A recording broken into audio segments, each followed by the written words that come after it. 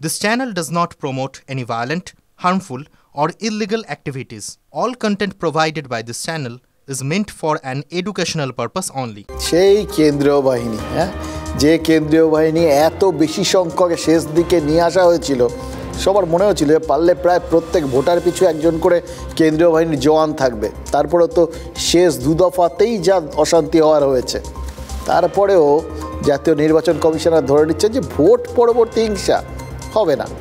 আর ওই বাহিনী তারা কোথায় থাকবে, তারপরে বাহিনী রাখছেন আর কি, আর তারা কার আন্ডারে থাকবে, তারা রাজ্য সরকারের আন্ডারে থাকবে।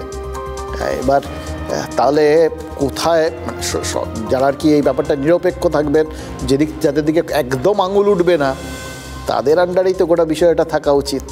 এবার বিরোধীরা তারা তো বারবার রাজ্য সরকারের দিকেই আঙুল তোলে, যে পুলিশ প্রশাসন সব রাজ্য সরকারের অধীনে থাকে, তাদের ব্যবহার করা হয় না। এবং নির্বাচন কমিশন যখন এখানে এই কেন্দ্রীয় বাহিনী পাঠানোর সিদ্ধান্ত নিয়েছিলেন, তখনও তো বিরোধী নেতারা এটাই বলেছিলেন যে থাকবে তো, মানে ওদের চালনা করবে, তোদের নিয়ে যাওয়ার দায়িত্ব থাকবে তো রাজ্য সরকারের অধীনে থাকা লোকজন, পুলিশ, তারা কিছুতেই এদের ঠিকভাবে ব্যবহার করতে দেবে না। যার জন্য নির্বাচন কমিশন কি বলেছিল এই ভোটের আগের সাংবাদিক সম্মেলনে, খেয়াল করে দেখুন, তখন বলেছিল যে এদের যাতে ঠিকভাবে ব্যবহার করা হয়, যাতে ঠিক জায়গায় এদের নিয়ে যাওয়া হয়, সেই জন্যে আবার পর্যবেক্ষক আলাদা করে পাঠাবে নির্বাচন কমিশন। এতটা ভরসা। তো যাই হোক, এরপরেও এখানে যখন নির্বাচন কমিশনের আন্ডারেই ছিল এই সমস্ত নিরাপত্তা বাহিনী, তখন তো সরকার বিরোধী সবাই এই নিরাপত্তা বাহিনীর দিকে আঙুল তুলেছেন। তো এবার সরকারের আন্ডারে, রাজ্য সরকারের আন্ডারে থাকবে। এবার দেখুন, শাসক দল অন্তত আঙুল তুলতে পারবেন, এটা নিশ্চিত। বিরোধীরা তারা নিশ্চয়ই পারবেন। আচ্ছা, এই যে বাংলার জন্য কেন্দ্রীয় বাহিনী রেখে দিল নির্বাচন কমিশন, এই জন্য কি কমিশনের কাছে বাংলার মানুষের কৃতজ্ঞ থাকা উচিত? আর দেখুন, মাঝখান থেকে নেতারা সবাই কাউন্টিং সেন্টারের সিকিউরিটি নিয়ে চিন্তিত। এটাই তো এখন অবশ্য চিন্তার মূল জায়গা, আমাদের সিকিউরিটি নিয়ে, মানে জনতার সিকিউরিটি নিয়ে কে চিন্তা করবে বলুন তো? মানে কেন্দ্রীয় বাহিনীর ভূমিকা তো আমরা শেষ দফার ভোটে বললাম দেখে ফেলেছি। আমাদের রিপোর্টার সুশোভন, তাকে তো কেন্দ্রীয় বাহিনীর হাতেই আক্রান্ত হতে হয়েছিল বিনা কারণে। সাংবাদিকের পরিচয় দেখানোর পরেও ওই সুশোভনকে মেরেছিল সিআরপিএফ জওয়ানরা। কেন্দ্রীয় বাহিনী থাকা সত্ত্বেও আমাদের ক্যানিংয়ের চিত্র সাংবাদিক বান্টির মাথায় মেরেছিল গুন্ডারা। বান্টি এখনও হাসপাতালে। তাহলে ভোট মিটে গেলেও কেন্দ্রীয় বাহিনী থাকার খবরে আমরা কতটা উচ্ছ্বসিত হব সেটা জাস্ট ভাবার চেষ্টা করছি। এটা বুঝতে গেলে অবশ্য মনে হচ্ছে আরও কিছু কথা বলতেই হবে, যে কথাগুলো আজ এই ভোটের মহাযজ্ঞের পরিসমাপ্তির প্রাক্কালে না বললেই নয়।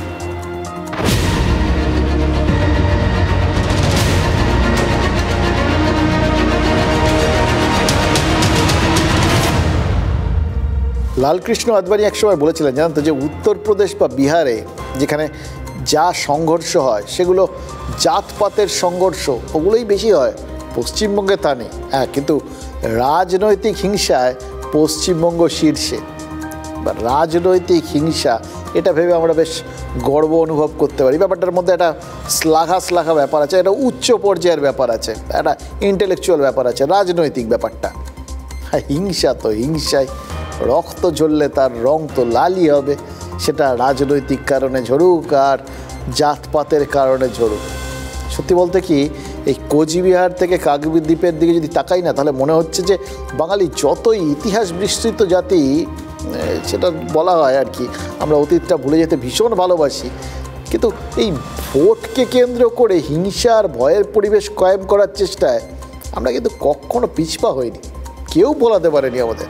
ভোটে হিংসার ইতিহাস বাঙালি বারবার বরঞ্চ আগের ইতিহাসটাকে মুছে দিয়ে নতুন করে রচনা করেছে। তাই ভোট মিটে যাওয়ার পরেও হিংসা মেটেনি। এবারও তাকিয়ে দেখুন চারপাশে, জাস্ট ভোট শেষ হয়েছে, কোথায় কোথায় রাজনৈতিক সংঘর্ষ হচ্ছে আর কোথায় কোথায় হচ্ছে না। খেয়াল করুন, ভাঙড়ের মাঝেরহাটে আইএসএফ তৃণমূল সংঘর্ষ হয়েছে। তৃণমূল, তাদের অভিযোগ, তাদের 2 কর্মীকে বেধড়ক মারধর করা হয়েছে।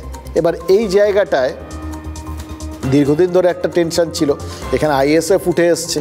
এবার সেই যেখানে তার মানে শক্তি যার, সে মারছে, যার জন্য শাসক দলের অভিযোগ যে তাদের 2 কর্মীকে মারধর করা হয়েছে। আবার জয়নগর লোকসভার কুলতলিতে তৃণমূলের এক মহিলা কর্মী আক্রান্ত হয়েছে বলে অভিযোগ। তৃণমূল আর বিজেপির সংঘর্ষে চুঁচুড়ার শান্তিপল্লীতে শান্তিটাই উড়ে গেছে। এই সমস্ত কিন্তু হয়েছে কেন্দ্রীয় বাহিনী এই রাজ্যে ওই বিশাল সংখ্যায় থাকাকালীন। এবার সংঘর্ষটা হয়েছে কেন? তাহলে কি যেখানে যেখানে শাসক দলের মোকাবিলা করার মতো শক্তি রয়েছে বিরোধীদের, সেখানেই সংঘর্ষ হচ্ছে? ওই বললাম ভাঙড়ে আইএসএফ, কুলতলি চুঁচুড়ায় বিজেপি, এদের শক্তিগুলো একটুখানি ঠিকঠাক রয়েছে বলেই কি সংঘর্ষটা হচ্ছে? যেখানে বিরোধীরা দুর্বল সেখানে কি তাহলে শান্তি বিরাজ করছে? হাওড়ার আমতার বাসিন্দা আনিস খানের পরিবারের অভিযোগ তো ভোট মেটার পর থেকেই তৃণমূল হুমকি দিচ্ছে।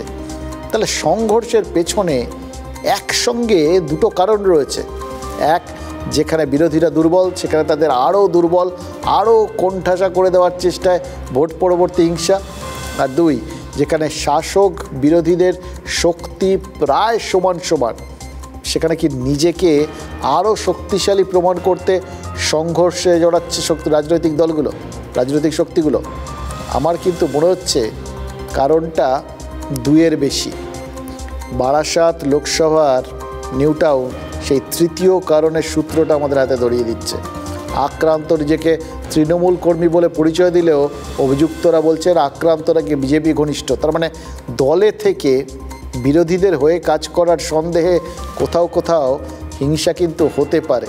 এবার কে কোথায় কাকে বিভীষণ ভাবছে সেটা আর কে বলবে বলুন। কিন্তু আমরা একটা জিনিস বুঝতে পারছি, এই জাস্ট একটা ভোট শেষ হয়েছে, আরেকটা ভোটের কাউন্টডাউন তার মানে শুরু হয়ে গেছে, এবং তার মধ্যেই কিন্তু লুকিয়ে আছে এই হিংসার আসল বীজটা।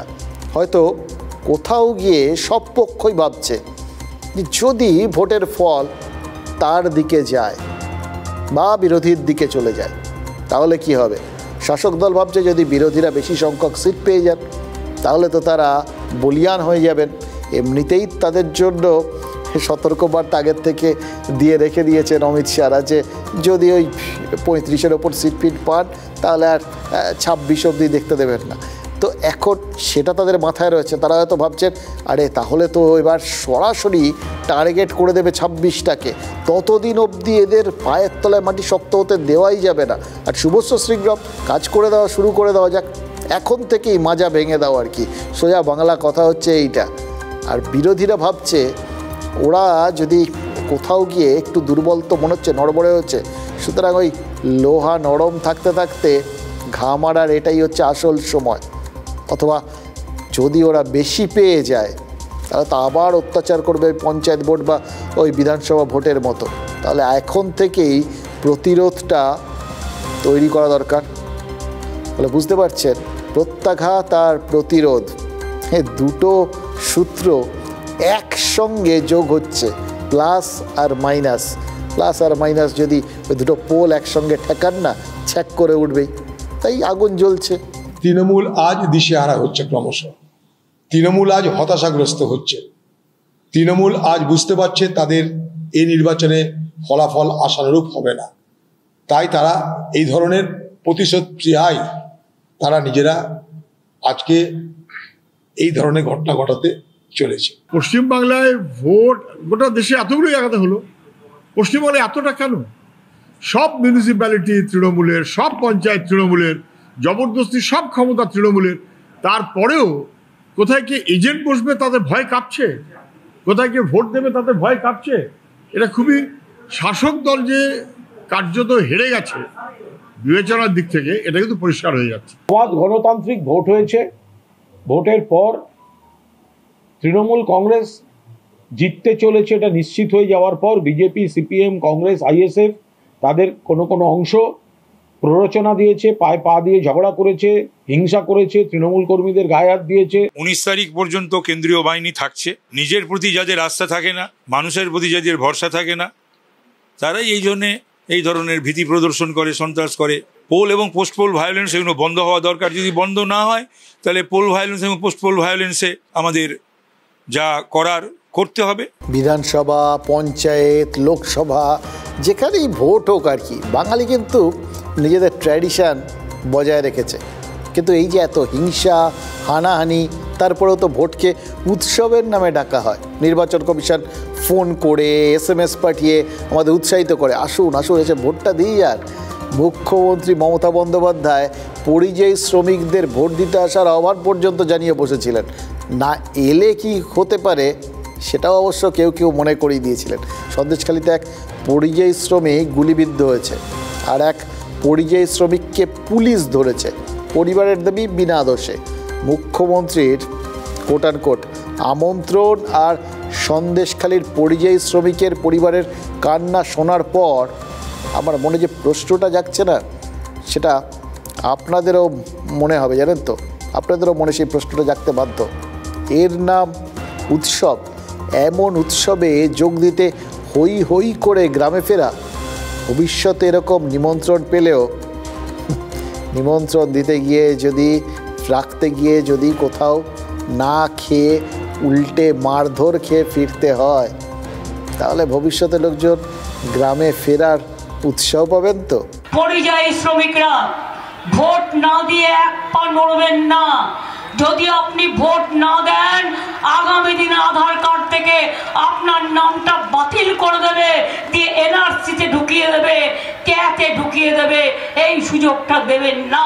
না না, কাক মারতেছে বাবা, আমার কি করবো, বাচ্চা কাচ্চা নিয়ে কোথায় যাবো, ভয় আছে। আমাদের বিনা দোষে আমাদের স্বামীদেরকে কেস করেছে। আমাদের স্বামীরা খেটে খাই, তামিলনাড়ু, অন্ধে, বাইরে কাজ করি, আর এই ভোট দিতে এসে অশান্তি, মারামারি, এইসব ভালো লাগে। এখন 4টে ফ্যামিলি ওর খাটাখাটনি করে, এইবার তার নির্বাচনে এনে কাজ করে তামিলনাড়ু, আবার এই ভোটের পরে চলে যাবে।